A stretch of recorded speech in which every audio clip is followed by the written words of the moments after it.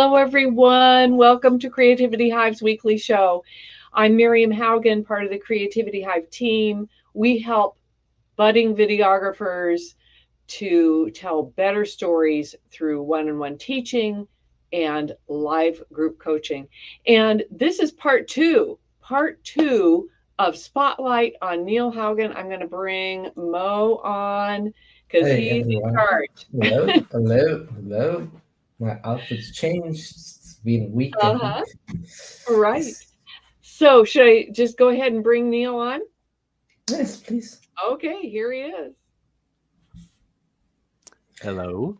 Hello, Neil Haugen. Hello, Mo Mula. I'm sorry. The last time we were cut off because of the gremlins in the country, but we're back and we shouldn't have any gremlins now. So you know how it goes, and you understand the 2 minute thing, and we're ready to begin. Yes. Yes. Okay. Cool. Okay. So you might have heard this sort of question before, you might not have heard it before. As a professional colorist, how would someone, in your opinion, that is just beginning their journey as a colorist, a student that's beginning, how does a student get into a major feature film studio when the prerequisite is 5 years, 10 years worth of experience? It's a question that a lot of people have been asking. How do you get that 5 to 10 years? And what is your point of view on this? Is there a way to shortcut it, circumvent it, or do you have to work for 10 years doing stuff and then everything changes in the industry because of technology? That is, it's the old thing of every job list, we want so much experience, and you're going, okay, how do you get the experience? I was listening to a podcast recently that was interviewing Temple Grandin. Temple is a noted person who has designed most of the cattle slaughtering and actually much of the animal slaughtering facilities in the United States over the last 40 years.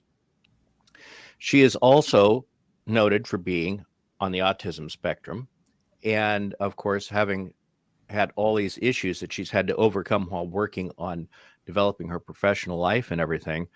And she said that when she was asked, so, well, with the autism, how did you do for like job interviews? And she goes, oh, I don't do job interviews. I always do the back doors. And so they were going back doors.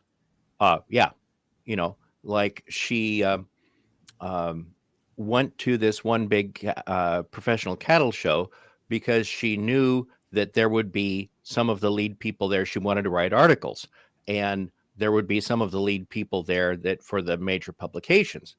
And so she went up and said, I'd like to write an article for you, and how would I get a hold of you? And this is a few years ago, and the guy gave her his business card and said, well, okay, I'll take a look at it. And so she wrote up, she knew what kind of things his magazine published, and she wrote up 3 articles and sent them to him. And they looked at him, decided to publish one without pay on the first one, but had good reactions to it. And we're looking at the others and got back a hold of her. And pretty soon she was a regular contributor. Well, all of a sudden she is now a writer for this one magazine. Okay, And so your time's up. But what you're saying in a nutshell is go through the back door. yep, figure out how Okay, to get through the back door. all right. So the other question that was very important for me to ask you was, you've had a decade's worth of experience from your printing company and now into coloring and editing. Is there a particular reason you've not found yourself in Paramount or Sony or James Cameron's edit suite or coloring suite? Or is that simply by choice? I like living here in Monmouth, Oregon. I don't want to move. If it was for a job, let's assume it was for a huge production. Is there a reason you haven't found yourself at that juncture? Uh, I might have taken a temporary, but I will say I was offered a position here a few years ago that would have involved only moving to Seattle, and I said no. And Seattle, for those, of course, most of around the world, that's a 4-hour drive up I-5 freeway from where we live. So it's not that far. It's 190, 200 miles north of us. But no, I like living here. And so Miriam and I have just done what we could to put together a living while living here. I didn't want to move. So Okay. And if you had to get onto if they hired you for a post job for a feature film, is there a reason you didn't go down that route, or were you not offered that, or did you turn it down? Or and this is not permanent moving, it could be just for that project period. I have one time been offered a position to resuscitate a project that needed some work with color correction and organization of the project. It would have involved moving out of the country for about 3 or 4 months. And even for that one, I looked at it and went, there were parts that were interesting, but on the other hand, the person I'd be working under is known for being a bit of a pain to work with at times, and was the main reason why the project was such a mess. So I said no. Okay, understood. If Adobe Max has it's a multi-headed hydra. It has illustrators, it has editors, visual effects guys, it has Photoshop people. If you were given the opportunity to do a keynote at Max, what would you stand up and say? Oh, that would be a fun one. Basically, it would be that this is a program and a time where you can create any life, any existence that you want to create on that screen, if you have the discipline internally to learn how to craft it. Because no matter how funny the tools are, no matter how cool the AI may seem to be and everything like that, it still comes down to your ability to do the craft.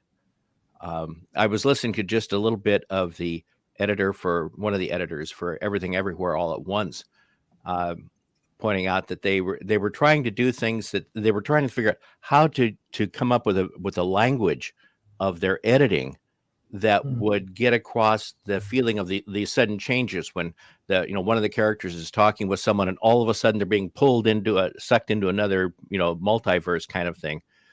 How to handle that and how to make it a little different for each character. Well, that comes down to just having so dang much knowledge of your craft that you can puzzle out how to do something like that. It's knowing the craft is still the most important thing you can do.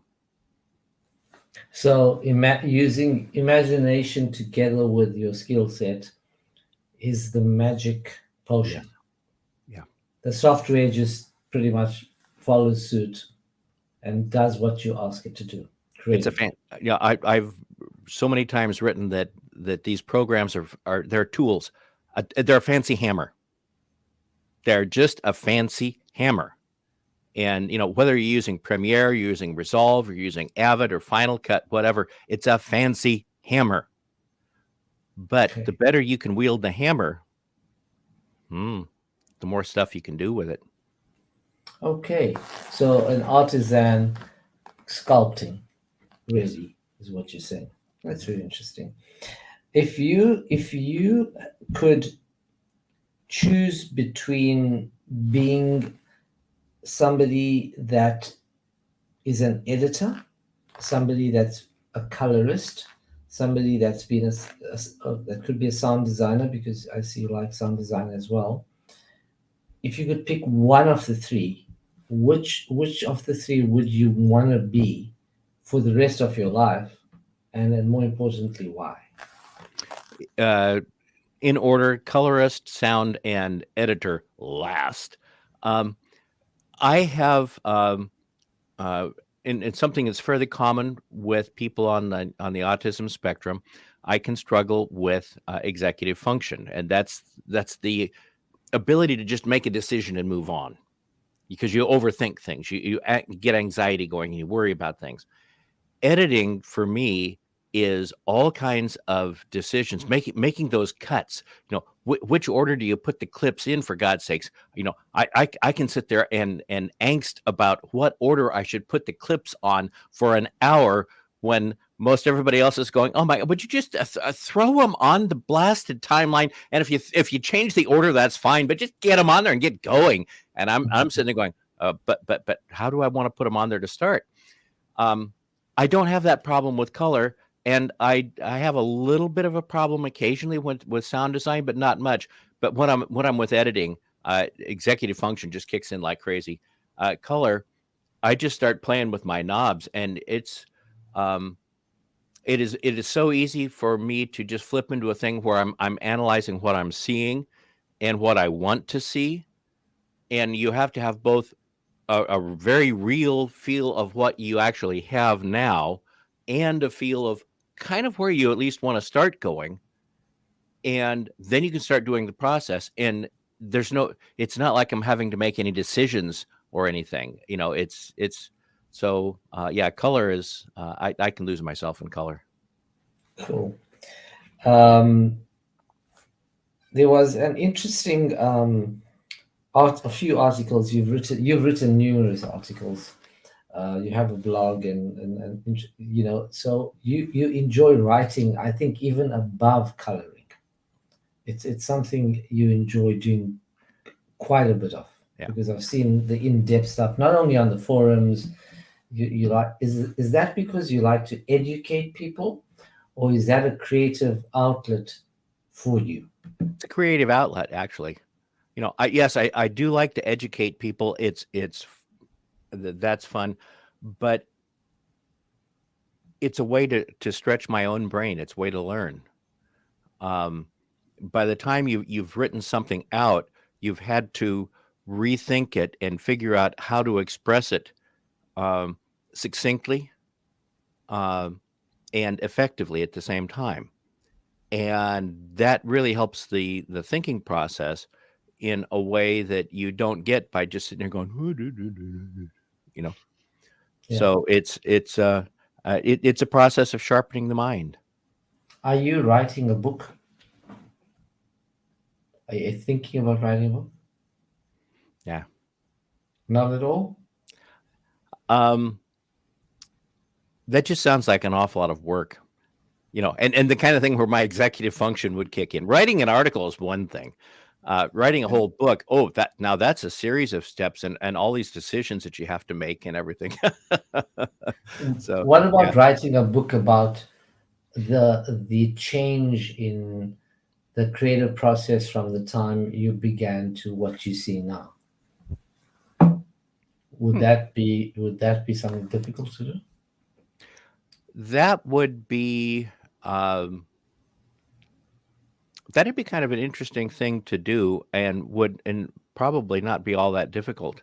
Another thing that where I've half joked, our daughter is a 40-year-old Lutheran pastor who is also like me on the spectrum, and um, she does quite a bit of both speaking in public on this, and also she's on a committee in her area that meets to work with and advise the educational system on how to handle the autistic kids in the area, or potentially autistic kids in their area. And So, she's written a couple online articles on it, and for a couple newspaper articles. And so I was joking that we have between us an interesting history of things we could talk about. So we ought to do a book together. And we were sitting in her living room, and she was at her typing with a computer in her lap, and looks up at me and goes, hmm, hmm, and then went back to her book. So I think she at least was thinking about it. But that would be an interesting thing to do. Would be to write a book, father and daughter, autistics on living autistic. It would be interesting. Your your views on the next 10 years Hmm. in the creative field, from whether it's Adobe, whether it's Resolve, whatever it is, where do you see these pieces of software actually going at the rate they're going? That is really going to be fascinating because, like, right now, they have made a big, to me, the biggest improvement in Premiere Pro in the last uh, uh, 3 or 4 years has been um, bringing back speech recognition, so that you could take a clip and tell it to make a transcript of it, and it creates a transcript of it. And you can not only use that for captions, but you can use it for editing, um, by going to the caption, and you just click on you just scroll down the uh, uh, the little list of all the words that it has on the screen, and to a point, and it will move the timeline to that point. And they're starting to get more capability for editing by that text. Mm, And I've already done one little thing with it where I printed out an interview and selected the parts of it from just the printer, just marked on the paper, paper printout, marked what I wanted to work with, and then just went and put those bits on a timeline. Well, that is so much easier than listening through the blame thing, mm. 5 times to figure out which ones you want to use, because you can just look at it and go, okay, this, and this. And it is so much faster. But I think there's going to be some things like that for the editing process, for putting the stories together, that are going to be the things that we'll notice the most. It's how easily and how quickly you can integrate the various uh, assets of the project into your sequence, into your story, all fit. I think that's the area that's going to really, we're going to notice the most, and feel like it's changed the most.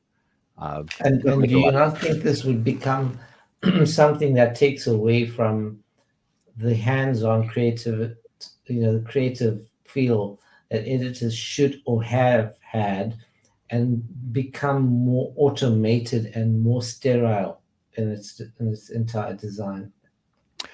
There is, of course, the possibility for generating automatic stuff, but Mm, at least at this point, it's still so easy to tell when you hit automatically generated stuff. Uh, I've seen, like, high school teachers talk of how it is so easy to tell the kids that have gone to Chat GPT or whatever it is to mm, try and create a paper, and simply say, no, this isn't yours, and this doesn't work. And even a medical school uh, uh, prof pointing out that he had told at the beginning of the class that no artificial generated, no chat, whatever or whatnot papers are acceptable. You have to write everything yourself. And he had, like, one of those profs that has like 2 or 3 main papers or midterms that you have to do, and your grade is dependent on those. And about a third of the class, he was able to walk in with their papers the next day and say, all these papers in this stack have an F because they're chat generated, auto generated. Well, of course, that's a little problem because you have to have at least a B in that class, or it's of no use. You have to take the class over again. You start off with an F like that, bail. You're gonna have to take that class again anyway. And he had a whole bunch of people in the room just sitting there, just shocked that he had caught it. Um, I imagine it'll get better, but I still think it's going to be fairly easy to tell the auto-generated. So, yeah. So, leading on to that question, do you think creativity is on the rise or not, or is it on the decline from what you've seen out there?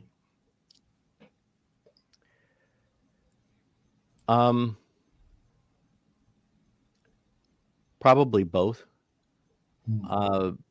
There's always a dichotomy between wanting to do something new just because it looks different, or whether or not you're actually doing something that's better. Right. And Right. like watching movies, you'll see movies will go through phases where a lot of the movies will come out and there'll be a certain looks or whatnot.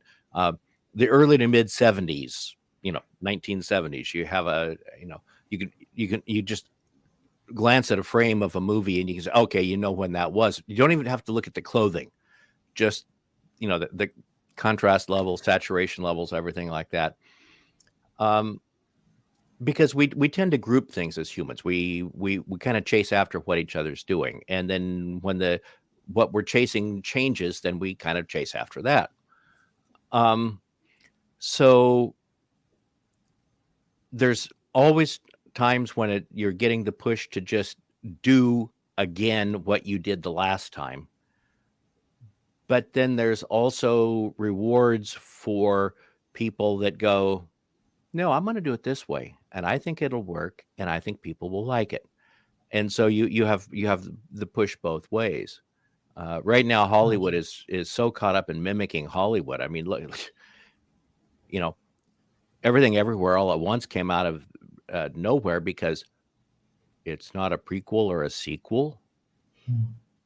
I mean, wow, just go figure it. It's not something or other for. Disney can't do anything hardly without it being a sequel even anymore. They can't think of anything new, but somebody else will. Yes, somebody else will. It's becoming quite rare to find novel content, novel movies being made that's copycat most of the time. The last time there was a movie with a good story was quite a while back. It's series and it's reality shows, and that's what it is right now. So the question that I have for you is that if you could have worked on any three films ever made, any three films, what would they be, and what would your responsibility or role on those films be? Any film, could be from the 1920s, 30s, 40s, right up till today. I'd love to have been someone working as an assistant director on Casablanca, simply because that hot mess of a production turned out one of the most glorious cinematic experiences ever. And it was a mess beginning to end. They kept hiring and firing script writers. They kept changing the script throughout the show. By the time they got done with shooting it, they completely changed the storyline from what they were planning. And Hans Conried's character was not nearly as important as it was planned to be at the beginning, and Bogey's was more important. And and then they had to go back and reshoot that last line. This is the beginning of a beautiful friendship. That, of course, was thought they'd finished everything else and realized we needed to do something at the end, and so they got them back and just in the studio and did that one line. So that would have been fun. Being on again another assistant editor position on the first Star Wars movie, because that there was so much stuff that was new, that was fresh, that that they were coming up with that had never been done before. Like the first time the Millennium Falcon jumps to hyperspace, and you've got all the stars going by you, and they don't even react to it at all. It's like, oh yeah, it's cool, it's, whatever, and everybody in the theater is going, oh my God, look at that. And the characters on screen are just, oh, thank God we're in hyperspace now. And but there were so many things that they were doing that were just so outrageously in that. And um, and then another one, oddly enough, would be probably 2001: A Space Odyssey. Just again because the thinking going on in that movie was amazing when they were putting it together.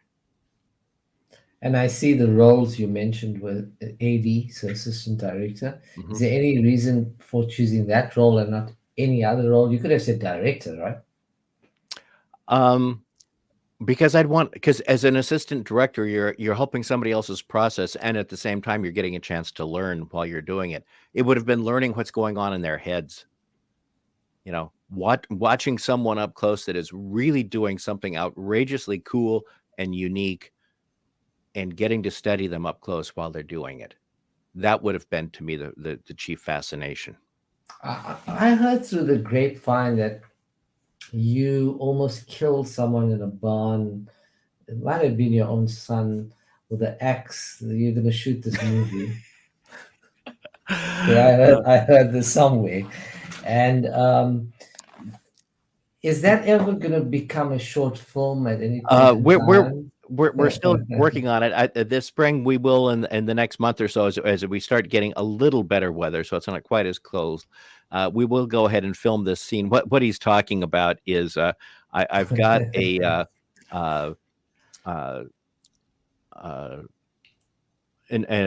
video tutorial for my website on your lion eyes.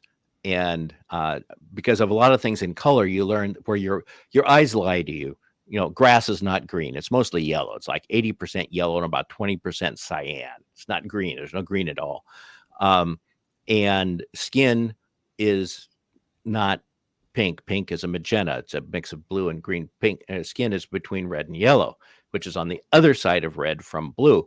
And, and a number of other things like that where you have to learn exactly how bad your eyes are at seeing these things in order to get good at working with color.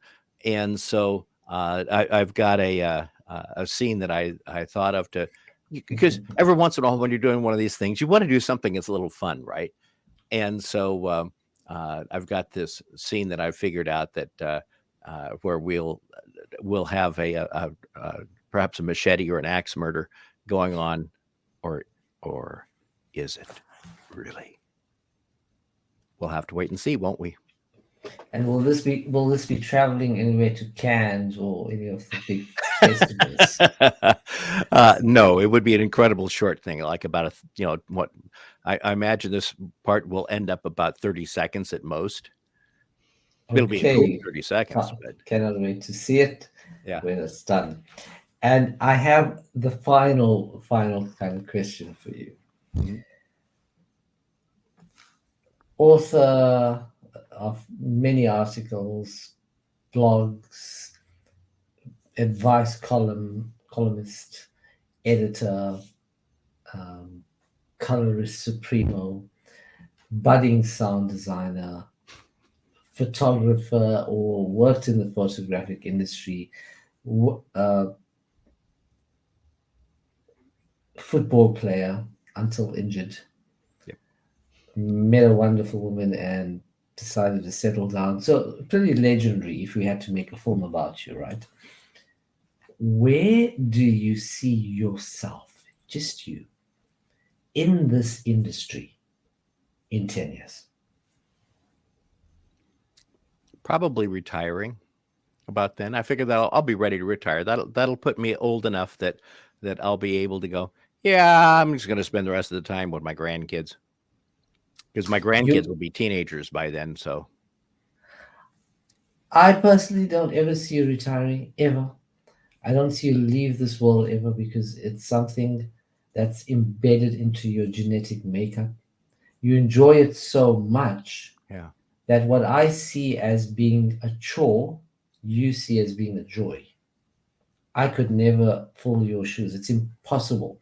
That 99.9% of the people that I know could never fill the shoes. You are a perfectionist of epic proportions. So if I had a hat, I would tip it. Yeah, if I had hair, I'd tip it as well. But I think you, you not. I don't. I think you want one of those that will last and leave a legacy in terms of your knowledge Hmm. and what you've brought. You might not have been on the spotlight and you might not have been center stage, but not many people can claim not being on the spotlight or in the spotlight on the center stage, but still leave such a absolutely amazing legacy for. This is why I say it's this thing about writing a book, because your book would not be like a bestseller. No, it might sell 3 copies, right? Yeah. But it would be like the Bible. Hmm. You don't sell the Bible, you give the Bible away because it's pure, utter knowledge. And that's what I see for you. So don't tell me retire. It's not going to happen. You're going to leave behind a lot. And I see this going on. And then the way you're so healthy. I mean, it's going to happen until you're 100 years old. So it'll be really great. So I'm looking forward to it, Neil. Okay. Everyone, this has been the spotlight on Neil R. Haugen with the R. And it's been a total pleasure to get into his mind. Wonderful man, wonderful friend, wonderful husband. I can't speak for Maria, but it's what I've seen between them. Great father, great human being, humanitarian, compassionate, empathic, and an all-round wonderful person is what I can say. Yeah, he has his yeah, sometimes he can get a bit upset, but that's fine. But thank you, Neil. I really appreciate it that you've given me the opportunity to take the time to kind of dig into your mind a little bit. Miriam is next. Oh, is that Ooh. so? You can edit it Yeah. out if you want. All So right. yeah, cool. So that's Time that. to sign Thanks, off. guys. Thank you for joining us. Bye, Bye bye. Neil. Bye, Miriam.